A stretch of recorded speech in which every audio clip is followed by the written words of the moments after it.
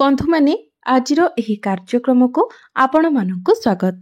आजिर एही कार्यक्रमटी कुंभ राशि व्यक्ति विशेष मानक पई बहुत गुरुत्वपूर्ण अटे। कारण एही 29 मार्च 2025 को शनिदेव आपणक राशि बाहरी मीन राशि रे प्रवेश करिवे। एही 29 मार्च 2025 को शनिकर महापरिवर्तन हेबाकु जाउछि।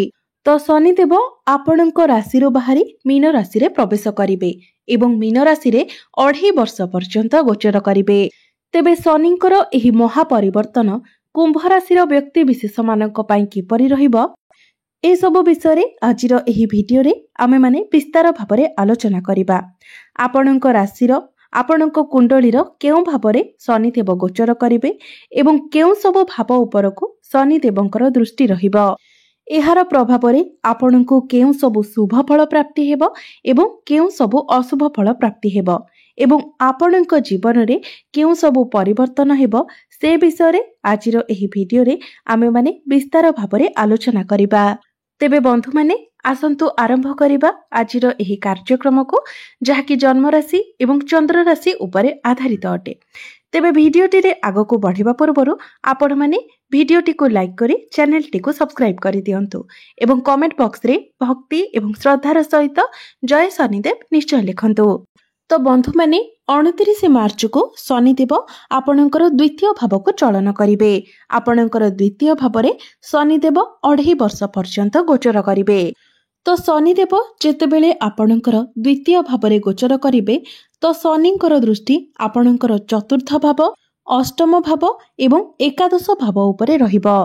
तेबे शनिदेव हेउछंती आपणकर द्वादश एवं प्रथम भावर अधिपति।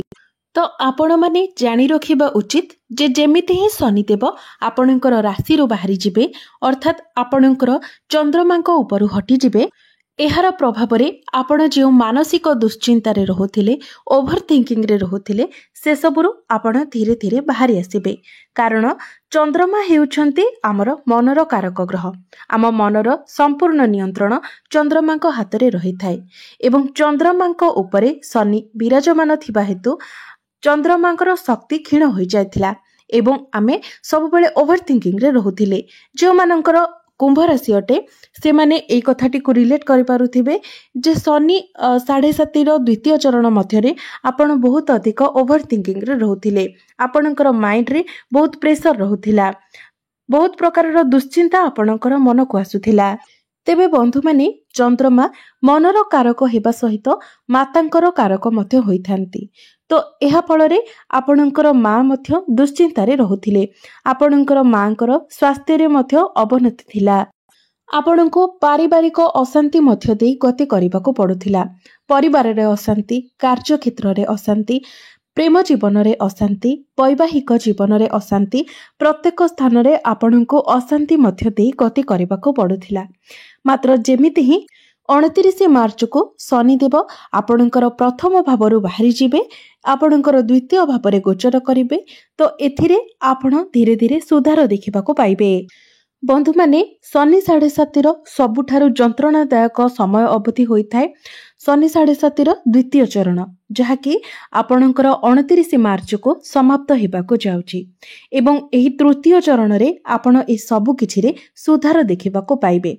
धीरे धीरे आपणकर फाइनेंशियल ग्रोथ हेबाको लागिबो, क्यारियर रे आपणकर ग्रोथ हेबाको लागिबो। आपणको उपरे जो ऋण करजर भार बढ़ी चलीथिला सेथिरु मध्य आपण धीरे धीरे बाहर को आसीबे। तेबे बंधु माने शनिदेव जेतेबेले आपणकर द्वितीय भाव रे गोचर करिवे तो समस्त प्रकारर निशा द्रव्य ठारू आपणको दूरे रहिबार अछि।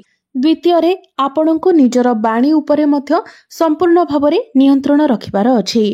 कारण द्वितीय भावटी जेहेतु बाणीर भाव होइथाय तेणु बाणी उपरे आपणकर नियंत्रण रहिबो नाही एवं आपण जानती जे प्रत्येक क्षेत्र रे आमर कथार अधिक महत्व रही थाए, मूल्य रही थाए। आम कथा द्वारा ही जणे आमर शत्रु होई थाए तो जणे आमर मित्र होई थाए। तेणु आपण निजर बाणी उपरे संपूर्ण रूप रे नियंत्रण रक्षा करंतु। एहा व्यतीत आपणकर द्वितीय चरण रे शनिदेव आपणकर दशम भाव को अर्थात कर्म भाव को देखुथिले जहा फल रे आपणकर क्यारियर रे आपणको उपरे अधिक रेस्पोंसिबिलिटी रहुथिला, अधिक कार्यभार मध्य रहुथिला। तो आपण परिश्रम तो करुथिले निजर काम गुड़िक करुथिले किंतु सेही हिसाब रे आपनकु फल प्राप्ति होई पारु नथिला। तेबे एही तृतीय चरण रे आपण से सब फल पाइबाकु लागिबे। आपण जो परिश्रम करिसंती वर्तमान आपनकु तार रिजल्ट मिलिबो। कारण पूर्वरु शनि आपणकर प्रथम भाव रे थिले एवं दशम दृष्टि रे आपणकर दशम भाव को देखुथिले, जहा फल रे क्यारियर रे आपणकर जो ग्रोथ हेबा कथा सेथिरे अनेक बाधा विघ्न आसुथिला। आपणको अधिक भागदौड़ करबाको पडुथिला एवं जो मानक पाखरे कोनोसी चाकरी बाकरी नथिला आपण चाकरी पई जते चेष्टा कले परे मध्य आपणको चाकरी मध्य मिली पारु नथिला। आपण जो इंटरव्यू देबाकू जाउथिले सेथिरे आपण फेल हो जाउथिले। आपण निज क्यारियर को नेकी बहुत किछि करबाकू चाहुथिले मात्र से सबरे आपण सक्सेस होई पारु नथिले। तेबे वर्तमान 29 मार्च परठारु जेतेबेले शनिकर दृष्टि आपणकर दशम भावरु हटि जिवो तो आपण निज क्यारियर रे ग्रोथ देखिबाको पाइबे एवं जो माने चाकरी पाई चेष्टा करुथिले आपनको चाकरी मध्य मिली जिवो। क्यारियर रे आगो को बढ़िबा पाई आपण जहा सब चेष्टा करुथिले सेथिरे आपनको सक्सेस मिलिबो। तो आपणको पाई सबुठारु अधिक भल रहइबो 14 एप्रिल रु 14 अगस्त मध्यवर्ती समय। एही समय मध्यरे आपणको चाकरी मिलिबार बहुत अधिक संभावना रहुछि कारण एही समय अवधि मध्यरे सूर्य उच्चस्थ रहिबे जहा फଳରେ आपणको गवर्नमेंट जॉब मिलिबार बहुत अधिक चांसेस रहिबो। एहा व्यतीत शनिकर दृष्टि आपणकर अष्टम भाव उपरे रहिबो। तो जो माने कुंभ राशि रो विद्यार्थी अछंती एवं आपण निज शिक्षा क्षेत्र रे किछि बड़ करिबा पई चाहुछंती, किछि अलगा प्रकार रो करिबाकू चाहुछंती किंबा आपणकर शिक्षा क्षेत्र रे आपण किछि परिवर्तन करिबाकू चाहुछंती तो ताहा आपण करि परिबे।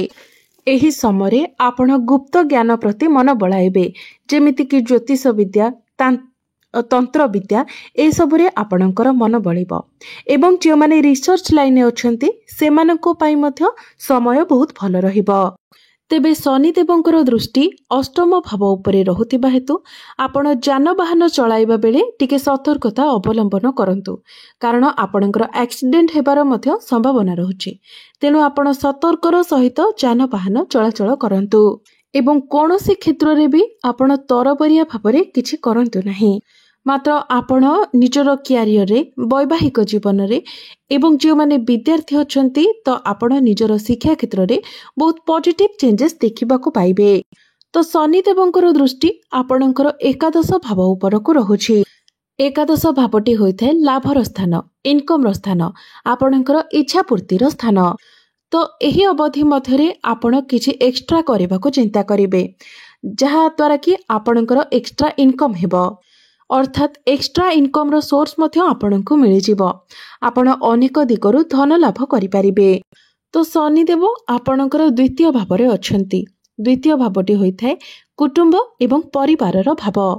तो फैमिली पई आपण सीरियस हेबे, निज परिवार सहित आपण समय अतिबाहित करिवे एवं निज परिवार पई आपण किछि करबाकू मध्य चिंता करिवे किंतु एहा सहित आपणकर आर्गुमेंट मध्य होई पारे। तो आर्गुमेंट थारु आपण जेते पारिबे दूरे रहंतु। एहा व्यतीत आपण जति दंपति अटंती एवं आपण संतान पई कामना करूछंती तो 15 मई परे आपणको संतान प्राप्ति पई मध्य बहुत भलो जोग बनुछि। तो 15 मई परे आपण जति फैमिली प्लानिंग करंती तो आपणको पई भलो रहिबो। तो बंधु माने एबे आसंतु जानि नेबा किछि उपाय विषय जो उपाय गुड़िक करबा द्वारा आपणको अधिक शुभ फल प्राप्ति होई परिबो, शनिदेवंकर कृपा प्राप्ति होई परिबो एवं जहा किछि अशुभत्व रहउछि से सब मध्य खंडन होई परिबो। तेबे जे पर्यंत आपणक राशि रे शनि 7.5 रहउछि तो से पर्यंत आपण शनिकर बीज मंत्र प्रत्येक दिन 108 थर जप करंतु। यह सहित प्रत्येक दिन आपण हनुमान चालीसा मध्य निश्चित भावरे पाठ करंतु। प्रत्येक दिन उदित सूर्य को आपण तंबा पात्र रे जलार्घ्य अर्पण करंतु एवं प्रत्येक दिन आपण शुक्रंकर बीज मंत्र मध्य 108 थर जप करंतु। निश्चित भावरे आपणकर समस्त अशुभत्व गुड़िक खंडन होई आपणको अधिक शुभत्व प्राप्ति हेबो। तो बंधु माने आपणकर जीवन मंगलमय हेउ एहा ही ईश्वरंक निकटरे मोर प्रार्थना। धन्यवाद।